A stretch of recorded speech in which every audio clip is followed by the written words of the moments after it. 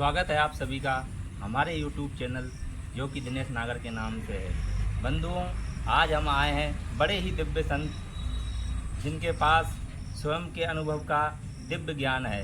जी हाँ बंधुओं, जो वास्तव में संत होते हैं उनके पास गुह्यतम ज्ञान होता है। बंधुओं, उसी दिव्य ज्ञान के बारे में आज हम महाराज जी से चर्चा करेंगे, सत्संग करेंगे, जिस काफ़ी विनय और प्रार्थना करने पर महाराज जी हमसे बात करने के लिए, सत्संग करने के लिए राजी हुए हैं। इसलिए आप इस वीडियो के एक एक शब्द को ध्यान से सुनिएगा बंधुओं, क्योंकि हमारे संत परमार्थी होते हैं। सहज स्वभाव ही उनका दिव्य गुण होता है।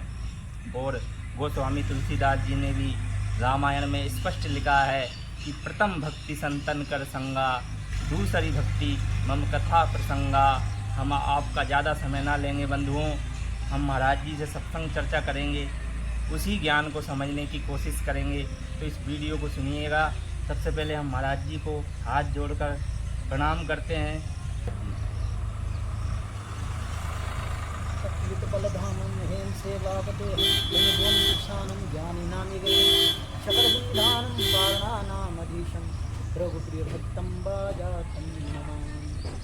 हनुमान जी महाराज एक ऐसे हैं जो दोनों में माने जाते हैं। अध्यात्म भी माना जाता है और उसमें उत्तम भी माना जाता है, दोनों में माने जाते हैं। जैसे कि सूक्ष्म रूप धरे, यानी सूक्ष्म रूप धर के भी उन्होंने सब चीज़ दिखा दिया राम जी, और विराट रूप धर के भी उन्होंने सबको दिखाया। दोनों चीज़ें ऐसे ही दिखाई हनुमान जी महाराज ने। पर कृपा किसकी रही? राम जी। कृपा किसकी रही? राम जी। और राम जी क्या है? ब्रह्म, पूर्ण ब्रह्म है। जो सब ये कहते हैं कि पूर्ण ब्रह्म क्या है, वो सिर्फ राम जी है। जैसे शंकर जी का पता नहीं लगता, ऐसे ही अपने राम जी का भी पता नहीं लगता। सब कहते हैं दशरथ के राम है, रोम रोम में राम है, कण कण में राम है, व्यापक राम, सब तरीके से राम को माने। लेकिन ऐसे ही शंकर जी भी आदि अनादि अंत तक उनका कोई वो नहीं। तो दोनों में कोई फर्क नहीं है। जैसे राम शिव। और महाराज जी रामायण में भी चौपाई है, शिव द्रोही ममदास कहावा, वो नर सपने वो मोही न भावा। ऐसे दोनों को एक मानते हुए अपन दिव्य ज्ञान में जाते हैं। जैसे दिव्य ज्ञान किसको कहते हैं? दिव्य ज्ञान जो है आत्मा के अंदर का ज्ञान। आत्मा यही है, लेकिन जो आत्मा के अंदर भी विराजमान है। आत्मा सब कहते हैं कि आत्मा ये है, आत्मा वो है, लेकिन आत्मा के अंदर जो विराजमान है वो दिव्य है। उसको देखने के लिए ये चक्षु की आवश्यकता नहीं है, विवेक रूपी चक्षु, जो कि इन चक्षु से अलग चक्षु होती है, जो मानने में अधिक से अधिक। जैसे कि एक सूरदास जी हैं, उनके आंखें हैं पर रोशनी नहीं है, फिर भी वो रास्ते पे चले जाते हैं, फिर भी उस रास्ते पे चले जाते हैं। क्यों?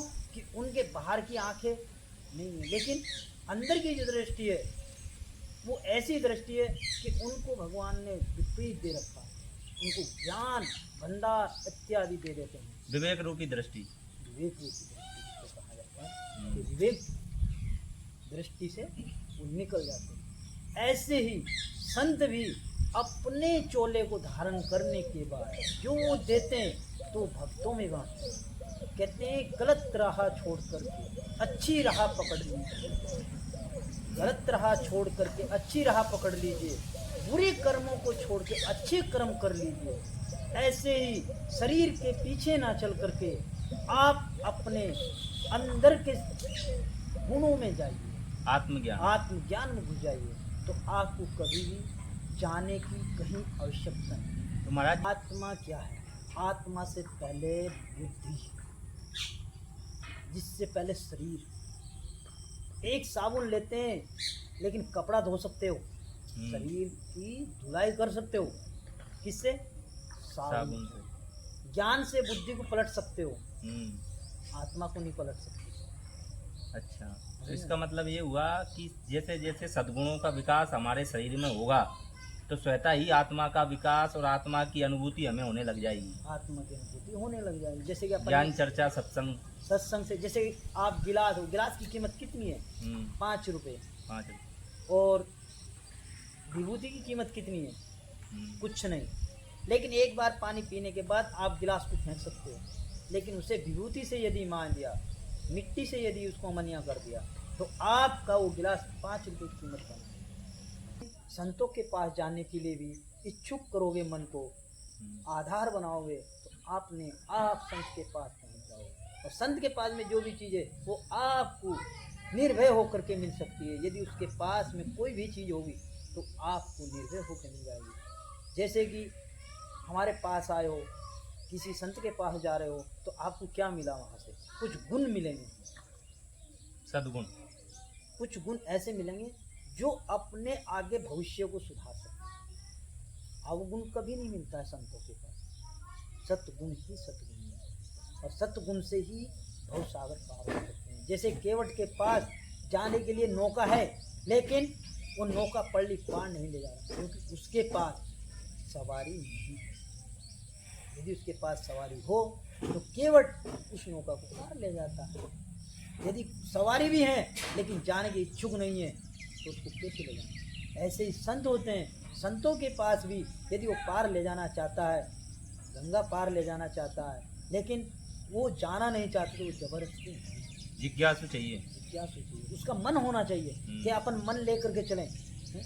भगवान के चरणों में जाना चाहते हो और मन नहीं है तो आप जबरदस्ती जा रहे हो, लेकिन जा रहे हो तो भी ठीक है। अब बिल्कुल कहते हो हमें जाना ही नहीं है, तो आपको एक तरीके की चोट लगेगी। बहुत अच्छे महाराज जी। तो महाराज जी से हमने ये समझा सबसे पहले कि आत्मा आखिर है क्या। महाराज जी ने स्पष्ट बताया कि जब तक आप अपने इंद्रियों को, मन को, बुद्धि को, चित्त को, अहंकार को नहीं गलाओगे, सत्संग चर्चा नहीं करोगे, संतों की सेवा नहीं करोगे, तब तक आप आत्मा को नहीं जान पाओगे। ऐसा हमारे संत जी ने हमें बताया। अब हम आप इनसे दूसरा प्रश्न करेंगे कि जो ध्यान है, ध्यान हमारा कैसे लगे? आखिर ये मन जो चंचल है, इस मन की प्रवृत्ति को हम कैसे रोकें? इसके बारे में हम संत जी से चर्चा करेंगे। इसके बारे में भी आप हमें बताने की कृपा करें महाराज जी। मन रुकता नहीं है, मन कभी रुकता नहीं। मन को रोकने के लिए अंकुश चाहिए, मन को रोकने के लिए अंकुश चाहिए। जैसे हाथी के लिए अंकुश, शेर के लिए अंटर, घोड़े के लिए चाबुक, बैल को रोकने के लिए डंडा वगैरह चाहिए। ऐसे ही मन को रोकने के लिए भी 6 अंकुश चाहिए। कौन कौन से हैं महाराज जी? जैसे सबसे पहला क्या है? शरीर को। आप यदि शरीर को रोकते हो तो आपकी व्याख्या रुक गई। उसके बाद फिर दूसरी इंद्रिय को रोकिए आप। कौन सी को?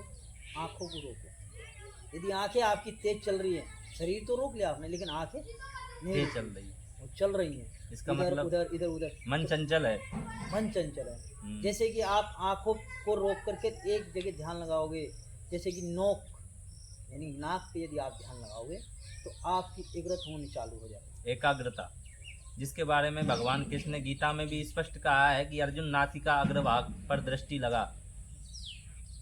आप यदि नाक पे इसको लगाओगे तो आपका कुछ ध्यान, जिसके बाद में आप सुन रहे हो, सुनने से पहले कानों को बंद करो ताकि बाहर की आवाज़, यदि बाहर की आवाज़ आती है तो भी आपका मन विकसित हो। ज्ञान रूपी गंगा को, बाहर वाली गंगा को मत लीजिए यदि आप अंदर जाना चाह रहे हो। महाराज जी ने मन के बारे में भी हमें बताया कि ज्ञान और वैराग्य रूपी जो सत्संग है उसी से इस मन पर आप काबू पा सकते हैं। संतों की शरण में जाइए, ये महाराज जी ने हमें बताया। महाराज जी से हमने सबसे पहले आत्मा के बारे में समझा, मन के बारे में समझा, भक्ति के स्वरूप के बारे में समझा, और भी महत्वपूर्ण सत्संग चर्चा के बारे में समझा। इसके लिए हम महाराज जी को बारंबार प्रणाम करते हैं दोस्तों, नमन करते हैं, बंधन करते हैं, और ईश्वर से यही प्रार्थना करते हैं कि संतों का और हमारे महापुरुषों का सानिध्य हमें मिलता रहे ताकि हमारे ज्ञान का विकास होता रहे। इसके लिए महाराज जी को बारंबार प्रणाम। हमारा ईश्वर की तरफ से आशीर्वाद है कि सदा आप तरक्की करें। ईश्वर की भक्ति के लाइन अच्छी पकड़ी आपने, संतों का आशीर्वाद मिलता रहेगा। संतों के यहाँ जाने से आपको संतों का प्रसाद भी मिलेगा। और जहाँ जहाँ भी आप जाओगे, आपका चैनल, आपका माता पिता का आशीर्वाद आपके साथ है, सदा ईश्वर का आशीर्वाद आपके साथ है। और सदा आप तरक्की पे चलो और भगवान के चरणों में सबको लगाने का अभ्यास करो, ताकि अपन उस मानने में चले जाएं, ताकि अपना काम रहे। भगवान के आश्रय के द्वारा ही दूसरों का आसरा मिलता है। जब तक अपने आसरा रखोगे, ईश्वर का आसरा नहीं रखोगे, जब तक ईश्वर के आश्रय में अपना आसरा नहीं करेगा। लेकिन ईश्वर के आश्रय में अपना आसरा लगाओगे तो आपका वाकई में अद्भुत ज्ञान, अद्भुत भक्ति, अद्भुत शक्ति, संतों का आशीर्वाद, संतों का प्रसाद जगह जगह आपको प्राप्त होगा। यही हमारी तरफ से भी आपके ऊपर आशीर्वाद है। आपके गुरु महाराज की जय जय हो, संतों की जय जय हो, सभी संतों को हमारी तरफ से भी जय हो। भगवान महाराज बोलिए जी, हनुमान महाराज। हम तो यही कहेंगे कि हम तो अविवेकी हैं, मूर्ख हैं, अज्ञानी हैं, गृहस्थी हैं, लेकिन हम इतना ज़रूर कहेंगे कि हम जो कुछ भी बोलते हैं वो सब गुरु कृपा है, संत कृपा है, आप जैसे महापुरुषों की कृपा है।